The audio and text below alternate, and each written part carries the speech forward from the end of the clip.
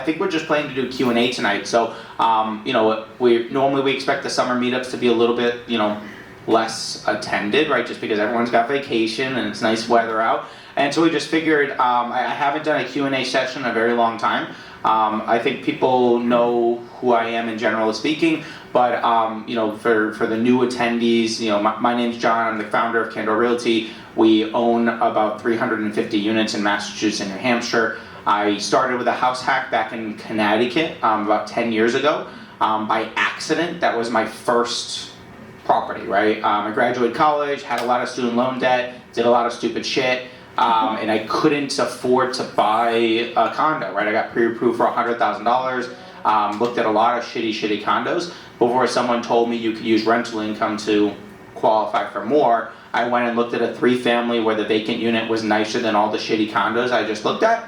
And I said, that works for me. The bank said I could buy it. And then I found out a couple years later that I had been living for free.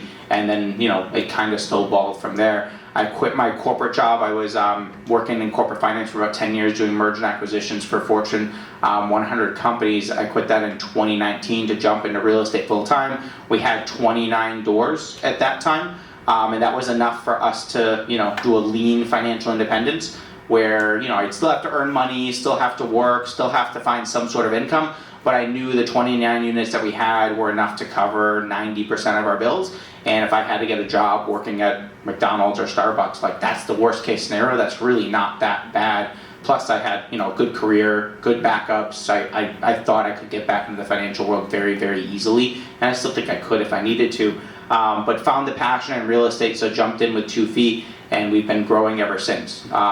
So started the Kendall Realty in 2020. We're up to about 40 investor-focused agents. We have an in-house property management company that manages a few hundred properties. And then we started a small syndication group last year where we bought a 132 unit here in Lowell, and that's been growing. So it's been one of those things where we've grown quite a bit. We've got a lot in the hopper, and just want to spend some time talking to folks and answering questions regardless of where they really lead. A lot of times we kind of have canned presentations guiding down a fix and flip or a BRRRR or a syndication, but like in this case it's just kind of open forum. We can go in whatever direction people want, and I'm happy to answer any and all questions regardless of how random they may seem. Just try to repeat the question back when someone asks, if you don't mind. So the question is, can you repeat the question back? Yes. When someone asks the question, and yes, I will repeat the question back when the question is asked. Perfect. Thank you for the first question. You're welcome. Just getting it going here. Yes. Oh, Sandra. So I know at the last meetup you had said that the properties that you're buying now, you are not buying alone. That before you used to buy your own properties, now you're buying them with other investors. Mm-hmm. What is the difference between, why are you now buying with other investors versus buying it on your own? Yep. So thank you for the question. So I talk about this a lot. So the question is, when you buy properties today, we buy them all in partnerships. When I first started, the first 29 units I owned, just me and my wife. Now I will not buy a property without partners. And the reason being is because real estate is a team sport.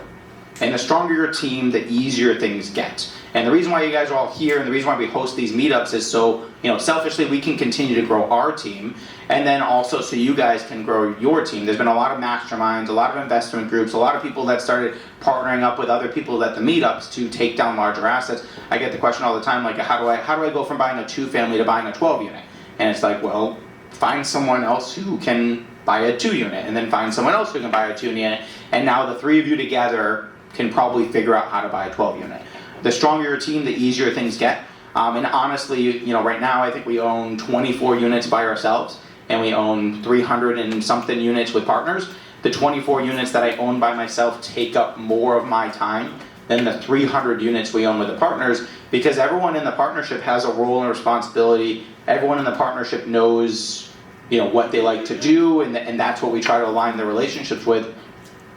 The stuff that I do for the 300 units is the stuff that I have fun doing. The stuff that I do with the 24 units is everything. The stuff that I like, the stuff that I don't like, the stuff that really doesn't matter but needs to get done.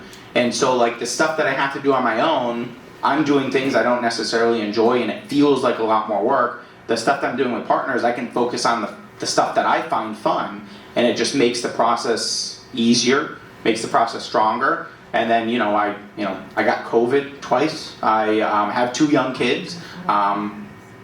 Life gets a little bit unpredictable, and so having partners that can show up and get shit done when something happens and I'm unable to be there makes all the difference, right? If it's something that I own by myself and I can't be there, like, it stops. If it's something that I own with partners and I can't be there, there's someone else or multiple other people that can be there to get it done. That answer your question? Yes, question in the back. All right, so, partnerships are great because you can share the risk, right? You share the risk with everyone, hopefully everyone's doing their job. The question is, can you give us a couple of examples of how you do an exit when someone wants to move to New Mexico or whatever they want out, to say, here's how the exit though, here's the partnership, here it is, but I want out, I need my cash now. You address something like that. Yeah, so it's a good question. So the question was, when you're dealing with partnerships and the partner wants out, the partner needs to quick cash, needs to get out. How would you deal with a situation like that? Fortunately, I haven't had to deal with a situation like that. That being said, all the deals that we go into, there's a very strict operating agreement. There's a very clear exit strategy. There's a very clear, what happens if you have to refinance, what happens if one partner wants to sell, what happens in these scenarios. The operating agreements are very spelled out from that standpoint. If one of my partners decided they wanted to sell, my options would be I either have to sell it or refinance it and buy them out. I've never had that situation come up, but the important thing is, you're planning those exit strategies ahead of time. And if your goal is, hey, I want to buy this property and keep it for 30 years, and you enter into a partnership with someone who doesn't know what they want or only wants to hold it for a couple of years, then you're kind of setting yourself up for that. A lot of the partnerships that we go into, there's a very clear expectation of what we're doing, and so what we find is, if you have a mission at the beginning and that mission doesn't change, there really isn't all that much friction. The other thing about it is, everything's third party. So there's, there's a third party property manager. There's a third party. We try not to spend time managing the properties ourselves. And so if someone was like, hey, I want to go on vacation for 6 months, it's like, okay, like that shouldn't really impact the performance of the property, because we leverage the property management company and leverage other things to get stuff done. There really shouldn't be any reason, that someone can't disappear for a couple of months and there to be any problem with the existing portfolio. So truly, everyone's all just investment. Everyone's just investment, and normally the way it's set up is like, if we need $100,000 to close on the property, and I bring $50,000 and you bring $50,000, then we're 50-50 partners, because that's the capital that's in there. If I'm going to manage the property, then I get paid X percentage of the gross rents to manage the property. If you need to fire me, that doesn't change the fact that we both put in $50,000, we both own 50%. It's just now someone else is getting paid that percentage of gross monthly rents. And that's the way we set up everything, is like, God forbid someone can't do the job that they want to do. This person's supposed to be doing bookkeeping. This person's supposed to be doing tax accounting. This person's supposed to be doing this role. If they can't do it anymore, it doesn't impact the reason why we bought the property. All it does is it creates an additional expense that we're not paying to that person anymore. How long is your typical exit strat? Are these 2-year deals, 5-year deals, 10-year deals? It just, once again, or does it vary across? Yeah, so the question was, how long do we typically enter stuff in? And I think it depends, right? We have 8 active fix and flips right now. We're entering into probably another 10 in the next 60 days. Those are all short term, in and out, 6 months. We have some properties that, we're buying with strict value adds, and the goal is we're either going to refinance or sell them in a very short period of time, being 1 to 5 years. And then there's other stuff where it's like, all right, like we could keep this for 30 years if it makes sense. But like you never know until it kind of goes. Like each property kind of has its own story and its own plan, and then as long as like everyone's aligned, we've never had a problem with that. But there's a lot of stuff that we buy it, we close on it, it's on MLS in 30 days. I mean, that's a very different project than the stuff that we're like, hey, this is college fund money for my kids 18 years from now. Does that answer your question? Oh, it's a great answer. Okay. The answer is, it depends.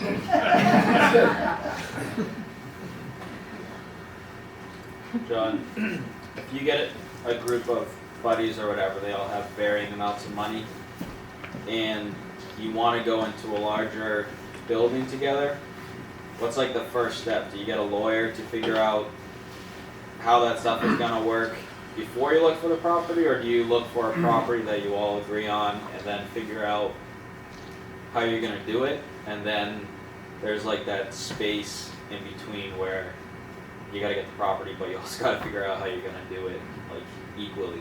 Yep, so the question is really around like order of operations. You want to partner with a group of people. Do you get an attorney and draw up an operating agreement and set up an LLC before you start? Or do you find the property and then figure everything out? Yeah. And it's the latter, right? So I've seen a lot of people call us and like, hey, me and 3 buddies, we created an LLC, ABC LLC. We created it 3 years ago. We've been looking for a property ever since. We're looking to buy our first property. And in my head, I'm like, so you're paying how much every single year to keep the LLC alive? You're paying how much every year to get your tax return done on an LLC that doesn't own anything? Like, that sounds awful. And then half the time what ends up happening is they find a property and one of the partners who said they had $50,000, decided to buy a new single family house not that long ago, and all of a sudden relationships change. Right, so normally what I tell people is you always find the property first. When you find a property, put it under contract, you have a good amount of time before things close. Even if you're going to do a cash deal, could be 21 days. Most commercial properties, you're going to have 60 days to figure it out. You can create an LLC in 24 hours. Like, it doesn't take long to create an LLC. You can open up a bank account as soon as the LLC is created. And then once you know how much money you need, now you know how much people are going to put in. And so I think that if you have 3 friends entering into an agreement and you need $100,000, that's very different than if you have 3 friends entering an agreement and you need $300,000. And those ratios will probably change, and that's fine. But if you had set everything up ahead of time, it creates conflict. If you set everything up when you know the deal, you know the capital outlay, you know what people are going to be doing, it makes it a lot cleaner because you haven't spent any of that money to create everything until you actually have a deal to put it into. And then it makes it so it's clean in terms of, everyone's getting a fair piece of the pie based off of what's actually going into the deal. And we're not the only ones that do it this way, right? So if you ever, go on MLS or go and look at, public records in terms of properties that, people own, well, you'll notice a lot of the properties are in LLCs that are named after the street of whatever the property is they're buying, right? Like, oh, this is 123 Main Street LLC. They didn't create that LLC ahead of time. They created that property LLC because it's the address of the property. And so it's very, very common to do it that way because it minimizes your risks and it saves you quite a bit of money in the process. Awesome. Yes. Yeah, so for a new guy, can you just go into your first rental property, how you acquired it, and what was involved? Yeah, so the question is, how did I buy my first rental property and what was involved? So I purchased a 3-family in Connecticut when I was 21. So I used an FHA 3.5% down loan on a 3-family in Vernon, Connecticut. It was, I bought it at the right time. I wish I had more property. It was 2010, which is a good year to be buying property. It was on the market for like $230. By the time we closed, we had down to like $189,000. The way it was set up is the seller was giving me a $5,000 credit at closing, and I was getting all the rents, all the security deposits, and everything else as part of the closing package as well. So when we closed, I actually brought like $500 to closing, which was awesome for like the first property that I bought. Because we're putting 3.5% down, and then I was getting a lot of money back from the seller in terms of credits and rents and security deposits. I didn't know, it wasn't intentional, it wasn't something I planned on doing. It was just one of those things where it was better than the alternatives for me. and it was a, one of those better be lucky than good type of situations. And I didn't realize what house hacking was for about 5 years after that. But like for me, it was just, I was a finance major. I knew it made sense to buy a property instead of rent a property, and this was literally my only available option to buy something that wasn't a shitty condo. Better to be lucky than good in my scenario. But I mean, honestly, that's how a lot of our story, a lot of the companies that we're working with, a lot of the properties that we bought, are a lot of those things is it's like, it's better to be lucky than good. In a lot of the scenarios, we're constantly taking action, constantly making mistakes and putting in offers. And then, well, how'd you find that property? And it's like, well, we were lucky, but like, part of it was because we got unlucky on 10 properties before that. But I mean, that's real estate, right? Like, you can't predict it, but every once in a while, if you're taking enough shots, something will hit and it looks like luck, but it's because people don't understand all this shit that failed before that. Follow-up question, what's house hacking? Ooh, does anybody know what house hacking is? So house hacking is, it's a term that they use on Bigger Pockets. I think, we spend a lot of time on that, but pretty much it's just to represent like owner occupying a multifamily property. And so like the idea is you're buying an investment property as an owner occupied property, and so you can use a conventional loan. Typically, if you were to buy a 3 or 4 family from a traditional bank, they're gonna want 20 or 25% down. If you're gonna live in it, you can buy it as a residential property with 3.5% down. And so it's a way to kind of hack your way into an investment property where you can purchase it using a residential loan to buy that investment property with a residential loan. Cool, thank you. Yes. What's your take on short-term rentals, like the Airbnb stuff? Yep, so the question is, what's my take on short-term rentals, Airbnb stuff? I haven't done a whole lot of that. I don't know it that well. We do have a couple agents on the team that's what they focus on. Everyone on the team is an investor themselves. That's pretty much the only requirement to join the team. And the cool thing is, like, I don't tell them what they have to do. They don't all have to be buy and hold investors. And so we do have some people that specialize in short-term rentals. One of the guys guest spoke at the Waltham meetup, and like their numbers are crazy. Like they're looking for 25% returns. Like they should be able to pay off the property in 5 years. Like the returns on the short-term rental stuff is a lot more aggressive. I think the expenses are higher. Property management on a long-term buy and hold is somewhere between 6 and 12%. Property management on short-term rental is somewhere between 25 and 40% because there's just a lot more that goes into the management of it. I'm assuming that those ratios represent just the amount of time that is spent on it. So, caveat, I don't know much about short-term rentals. I'm not doing it myself. My experience and expectation is the returns are higher, but the work is harder. Which makes sense, and so I think that's right, but like, I've never done it myself. Yes. So you said you had a lot of fix and flip properties going on right now. Like, where are you finding those deals, and like, are you getting good numbers on those to make sense and things like that? Because I know it's pretty hard to find a good deal for a fix and flip in this market, right? Yeah. So the question is, where are we finding our fix and flips? And so I don't do mailers. I don't do cold calling because that's not me. I think mailers have their day. A lot of people are doing mailers. They have great results. But from my experience, the couple times that I've done mailers, it's like I show up and they have a stack of mailers like this. And it's like, I'm meeting with you now, and then I'm meeting with the next guy in 10 minutes, and the next guy in 10 minutes, and the next guy in 10 minutes. Because like it's one of those things that got overused. The majority of stuff comes from relationships, comes from wholesalers, other agents that kind of call us because they're afraid of one of the tenants. And then, the dreaded MLS. Like we pulled a lot of stuff off of MLS. There's no good deals on MLS because we buy them before you guys, notice that good deals on MLS. But I mean, there's plenty of good deals out there. The one thing with us is, and a lot of our strategy is the riches are in the niches. So we're really good at managing small multifamily properties. We're really good at helping people buy and manage small multifamily properties. And so we only flip small multifamily properties. And so because that's what we focus on, because that's what we do, because that's what we know, and there's not a lot of flippers that only focus on small multifamily properties, we're able to go after them pretty aggressively, and we're able to make a name for that. Like, hey, I got a single family in A, or like, okay, that's not me. Hey, I got a duplex in pep roll. It's like, all right, yeah, let's talk about it. But like, that's, oh, great shitty tenants, like that's awesome, we'll deal with it. I'm not afraid of that because we're used to dealing with that stuff. And so it's just one of those things where if you find a niche, if you get really good at it, focus on it. Some of the most successful flippers I've worked with or know about, it's like they have a very specific business plan, right? I only buy Cape houses that have unfinished, undormered second floors, so I know I can blow out the roof, replace the roof, add a bathroom, and now I make it. Like a lot of the flippers that have been very successful, they have a very tight criteria, and they make it sound easy because that's all they know how to do. That's your question? Yeah.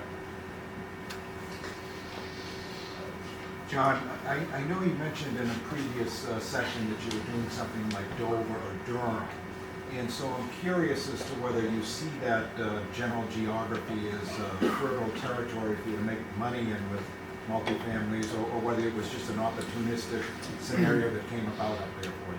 So I don't know where Durham is, Okay. but Dover, yes. Oh, okay, Dover. That's it. And so we bought 58 units in Dover, Rochester, Milton, that whole area about 3 months ago. We're starting a new project where we're buying another 84 units in that same area. And for me, it's all about math. It's all about running math. It's all about getting comfortable with it. We have very strict, returns. We want 10% cash-on-cash returns in a minimum of 12 months. And it just so happens that market works well with the returns that we're targeting. We're comfortable with the tenant demographic. We're comfortable with city leadership. A lot of times it's just a matter of finding the things, there's a lot of places where it doesn't work, and then it's just kind of finding these places where it does work.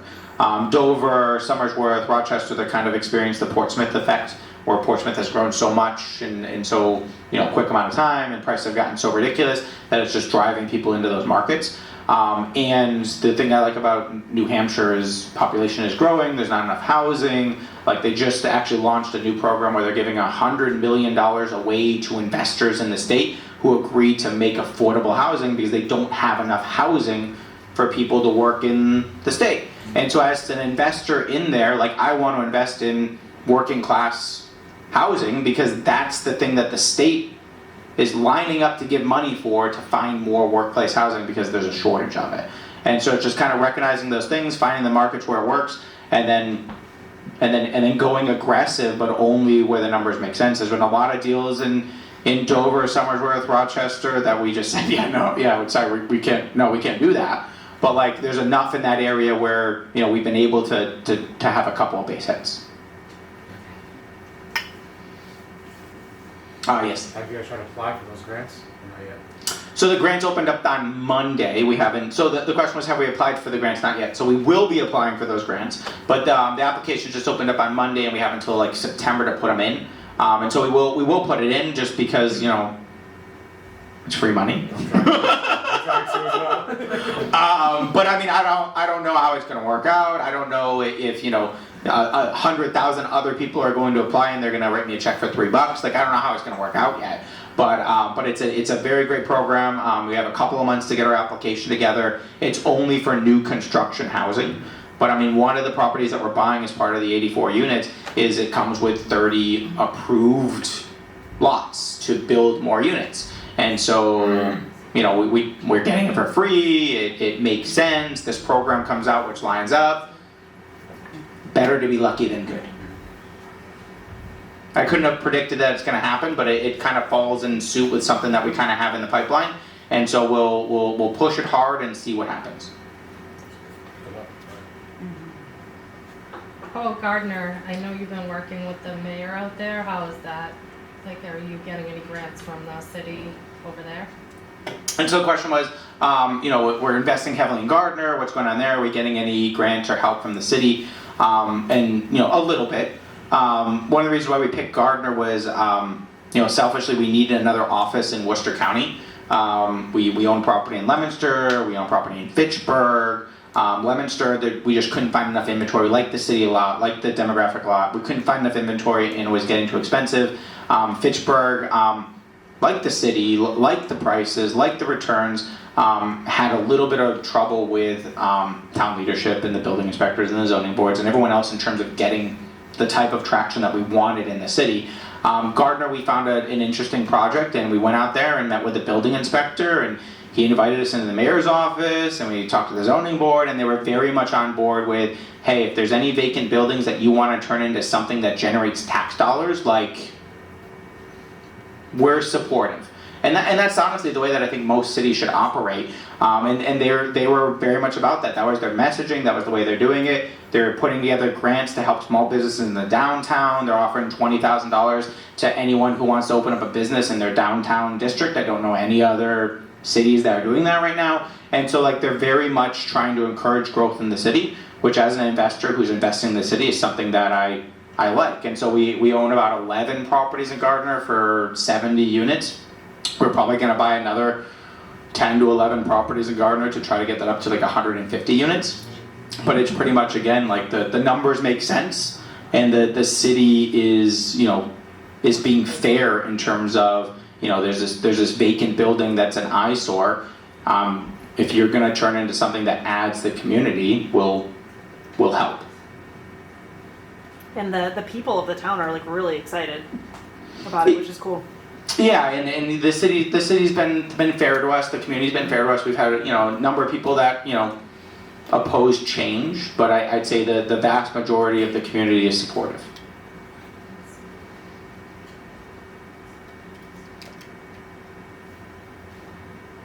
Okay, I mean, if there's no more questions, I can tap dance. Yeah, I know. Yes. What does it take to join like the syndication? Like how could you be a part of that? So the question is, what does it take to join the syndication? And so we have a management team. Typically, to be part of the management team, you pretty much would have to find the deal or find a large portion of the capital that's required for the deal. And then from an LP perspective, people that are investing into the project, we typically have a $50,000 minimum in terms of investment. We accept accredited and non-accredited investors. We can take up to 35 non-accredited investors, which normally we don't need that many because our deals are relatively small in like the $7 to $13 million range. Yes. So on a different note, how are you seeing any kind of softening with the recent increase in interest rates? So on a different note, how are we seeing any softening with the increase of interest rates? So we specialize in small multi-family properties. I think that there's been a lot more felt with the softening in terms of like condos and single families, but that's not really the market that we focus on. From the small multi-family standpoint, I mean, it's still staying extremely competitive. We have a severe lack of inventory. There's not enough houses out there. We have a lot of investors that are still looking to deploy capital. I think interest rates are definitely going to have an impact on value because we look at them in terms of, you know, what's my return, but rents are also increasing at a record rate. And so the question is, you know, what's the trade-off between rent increases and debt service increases? And I can't answer that. As of right now, the market's staying very, very strong. If a property's priced appropriately, it's still going quickly with multiple offers.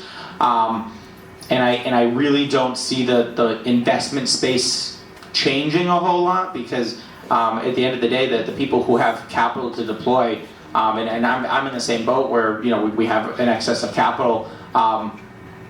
Where am I going to put it besides real estate to have a chance of outpacing inflation?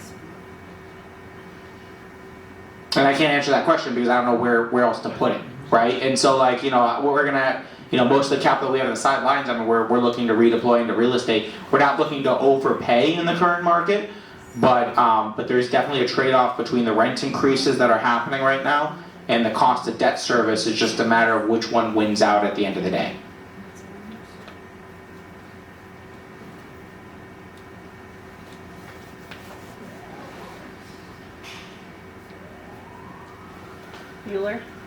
Bueller?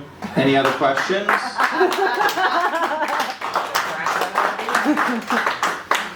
right. Well, thank you, everybody. If you have any other questions or need anything, I'm always happy to chat. We do like one-on-ones or coaching calls if people are looking for it. If people are looking to get their first property, that's kind of the stuff that I like to do. So, like, if you're struggling, if you have questions, even if you're working with another agent, another broker, I don't mind taking 15, 20 minutes out of my day, especially if I'm driving somewhere, just to sit down, answer questions, and chat with folks. Thank you for coming. This is my cell. This is my email.